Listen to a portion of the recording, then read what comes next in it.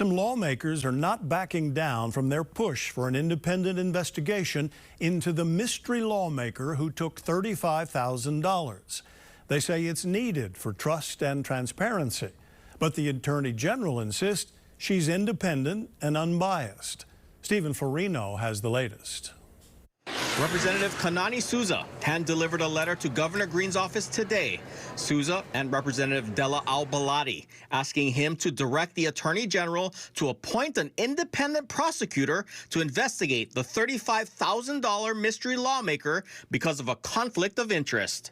That is problematic because if it is a member of the executive branch, we should not be having the Attorney General do the investigation. It's too close to home. Lieutenant Governor Sylvia Luke told reporters last week that she may be the lawmaker under investigation, but denies any wrongdoing. Some people have suggested that a special prosecutor should be appointed to handle this matter because of an alleged conflict of interest.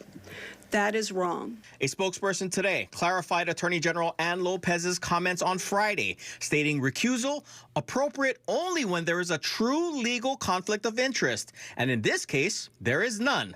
She reiterated that even though the AG is appointed by the governor, neither he nor the lieutenant governor have any authority over the AG's office. The spokesperson says this allows Lopez to perform her duties in an unbiased and apolitical manner. We need an independent investigation so that at the end of this, we can trust in the results and we can trust in that final determination. Governor Green declined to comment on this story today. He has not spoken to reporters or answered questions since the lieutenant governor said she could be the person under investigation last Monday.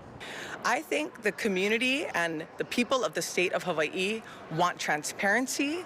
They want our leadership to be leaders, and we do want to hear from the governor as far as how the situation is unfolding and any thoughts he has on the matter. Souza says she understands that with the investigation, there might not be much governor can say at this time, so she and Baladi have also requested to meet with him about this situation. We're very passionate about this because transparency is the foundation of everything that we do here at the legislature. So if we can't get to the bottom of this matter, then we can't have trust in the legislative process. The Attorney General expected to give an update on the investigation next Friday. Stephen Florino, KHON2 News, working for Hawaii.